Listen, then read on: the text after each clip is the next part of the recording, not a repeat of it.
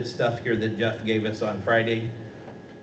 I went through it once, but I'd like to go over it several more times. I think this is something that we'll have to bring back around, get input from the council, and put this on another council meeting in the very near future. Jeff, do you have a time frame maybe you think would work to bring this back around? I think we need to get a legal opinion on some of this. So I'll need to spend some time with the city attorney. And I haven't, putting this together, I just researched Eldridge. I haven't had a chance to reach out to Davenport or Bettendorf, Clinton, some of our surrounding communities to see how they're handling this. I would like to get some more information. Okay. If you guys are willing and ready to meet, I think we can do it in December. I think. Do your consensus to have Jeff reach out to surrounding communities? Yeah. All right. Yeah. Thank you, Jeff. That's important. So I feel communities our size or larger, just to see what they have done, what they in the past. So any type of help, assistance that we can get maybe from the state regarding upkeep too, if this is going to be a sole responsibility of the city and a burden upon all the taxpayers of something that is shared. So with that, I'm in favor of it. So with being a Townsend myself, just to be singled out like that you have to pay for it, why that particular upkeep, and it helps those residents on Oak and Fit and all throughout there, even shared with that drainage. So I think it's wise for us to do this as we move forward with that. And regarding what's been done down there previously on the corner of Pinehurst and Fifth, I'm not sure who took down all the vegetation in that path.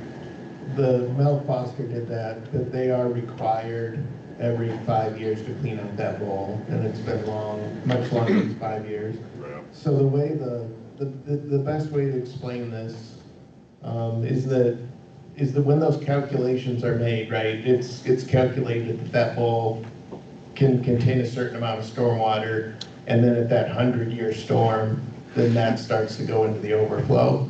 So you've got an empty bowl and you've got a bowl full of cereal. The empty bowl is going to hold a lot more milk than the bowl full of cereal is, right? So by letting that vegetation grow, it's not meeting the stormwater calculations that were submitted and approved.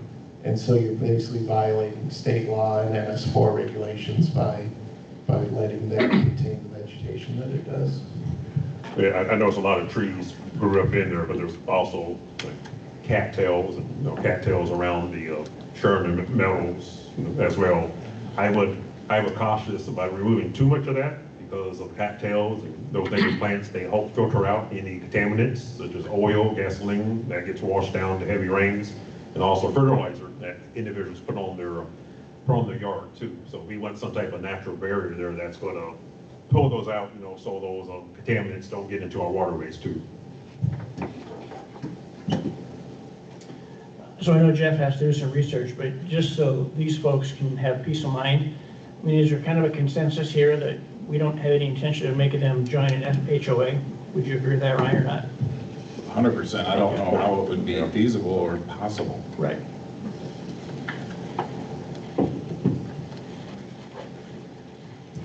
Is there any other comment the council would like to make on this?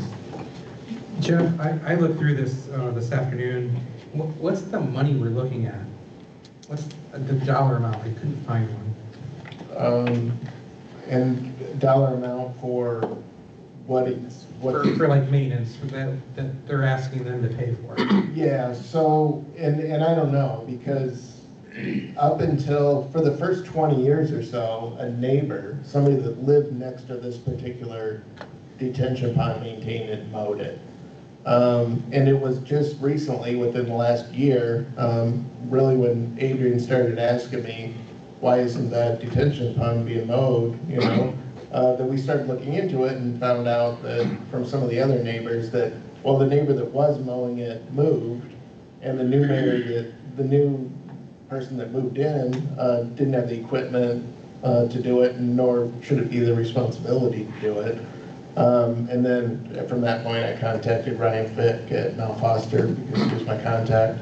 We discovered that, you know, his father had, this was the first edition of Townsend. It was on the plat, and, you know, currently is still in city code that either the owner has to maintain that or it has to be turned over to an HOA. This was just never turned over to an HOA. But, you know, as stated in the memo, there's 3 other pieces of property that are currently owned in this LLC, which is now dissolved. And that large regional detention pond was originally part of this LLC, well, I guess it's an LLC, you know, also. So, you know, the city doesn't, or hasn't been maintaining any of these except the large regional pond is the only one that the city's been maintaining. But if we take on 13 of these, I mean, we're probably talking about adding city staff, and we're talking about buying additional equipment, and we're talking about maintaining additional equipment. But then you're also talking about maintaining the existing stormwater. So maybe you've got some residents in a new area that have this new detention pond, and maybe that's serving other areas of Eldridge outside of what they even know that it's serving. But you've also got somebody on 5th Street or 6th Street or 7th Street north of LeClaire Road that their houses were built, you know, from the turn of the century all the way up through the 60s and 70s that have no detention ponds, but they have very old storm sewer infrastructure that as we replace roads is going to be replaced, that a stormwater fee could also help pay for. So, you know, you've got all the new stuff with the new detention that needs to be maintained, and you've got all the old stuff that's basically at some point going to need to be replaced too. Thank you. And that area back there, Jeff, that you mentioned, is the Stony Brook and 5th, down there, South 5th, that used to be maintained about 12 years ago by those current residents back there, but they were ordered that they needed to stop doing that. And it actually looked better than a few parks for those residents down there who was maintaining it. But I believe a couple of tiles or something was hit, and, you know, something else occurred. But yeah, it used to be immaculate back there.